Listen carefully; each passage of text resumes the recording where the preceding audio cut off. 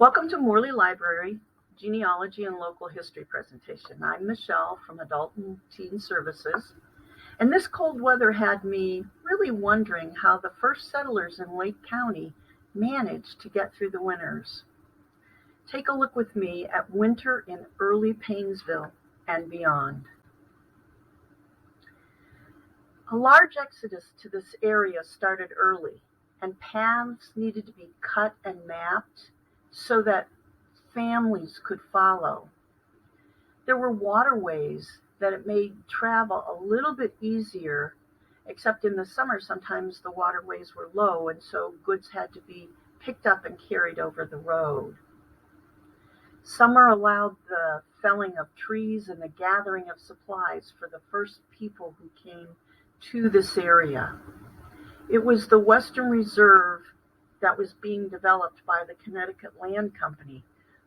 Lots of the people coming from Connecticut were wealthy people, used to what amounted to luxury in their lives, and they had to face the hardships of no services, no goods, no available housing.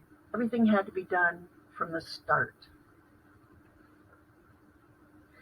Now, some people came to this area to get away from society, to be away from the people who annoyed them, and they wanted to be on their own. So we had the rugged mountain men types. And they came in the early 1700s following paths that the indigenous people, the Indians, had made. They were hardy souls, and they started to really make way in this area. So you see a mountain man here, and look at his goods. He's dressed for warmth, that's for sure. And he's got his rifle, he's got an axe and a knife, and he can pretty much take care of himself out here. Settlers usually came from the east, where life really was considerably more safe and comfortable. Leaving most of what they owned behind meant using whatever was available to make a home. Now, this is a sod house from the plains west of us, but it's an example of using what nature provides to build your home. This woman is sitting on a rock. It's probably the only furniture she has outside.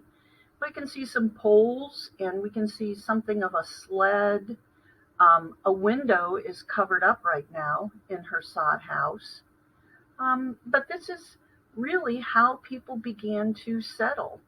In Ohio, we were fortunate that we had many, many forests, and that we were able to fell trees and build log cabins. The plains were not as treed as we have here.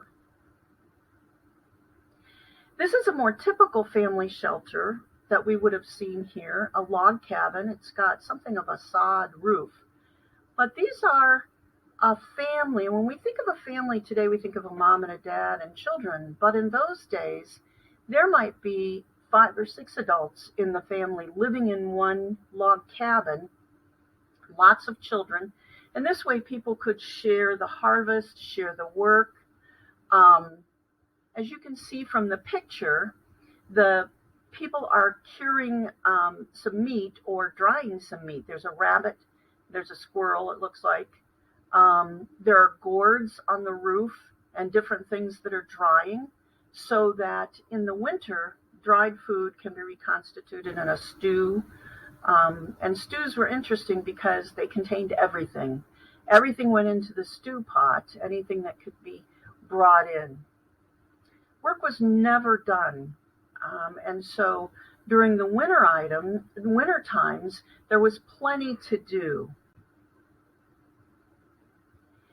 Food was a really big, important concern every single day. You weren't able to eat if you didn't kill it or grow it. And so a table of food right here is shown. It's a reenactment. Lots of people do reenactments of early times. There were probably chestnuts, beans, berries, corn or maize, squash, whatever had been planted and whatever could be gathered was put put into the feast. Now, when illness struck, the pioneers really had no prepared medicines, and it was before antibiotics and even aspirin.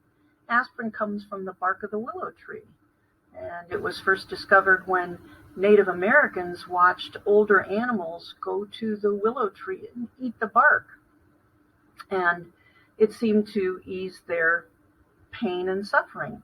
So we know that we followed what the Indians and what animals used: herbs, leaves, roots, all sorts of things came from from nature to heal the people who were living in these new settlements.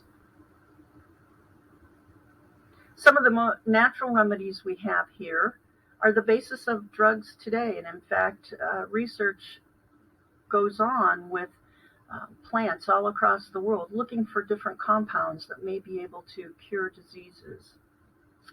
Malaria was actually common in the swampy areas of the Western Reserve, and many people died of it over the winter. They got chills and fevers, and so caring for someone with malaria was very frightening. And some of the remedies you can see over here for all sorts of ailments existed, but were not guaranteed. What do you do when you're stuck inside all day? Well, music. It's free. If you could get a group of people together, you could have a little hoedown. And of course, traveling from settlement to settlement, people might have a date in mind where they all got together and shared what they had, and a lot of what they shared was music. In the times that they weren't all together, you'd be teaching the kids different musical instruments. You'd be reading. You'd be repairing any of your tools that had been broken. Maybe you'd be trying to make new tools or improve on the tools that you had. There would be sewing and spinning wool that had been gotten from maybe a sheep farmer down the lane or purchased at a barn. So you'd be sewing, knitting, spinning, preparing food. All sorts of things went on to keep people comfortable and safe. Very early on, schools and most especially churches were established, and churches were the city hall, the meeting room, the worship room, and the party room. So churches were really important, and with them the settlers brought the customs of law to their new communities.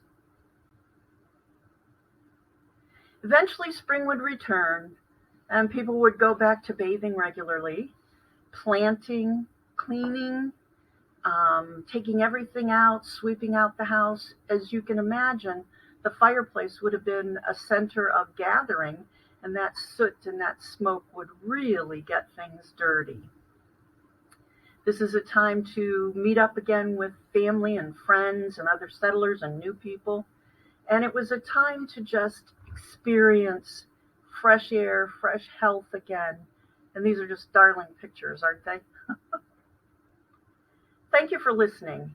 Most of the information came from books and articles at Morley Library's genealogical collection, and especially from Chapter 5 of The History of the Western Reserve by Harriet Taylor Upton, which I got online from the Ohio Historical Society. Thanks for listening. Bye-bye.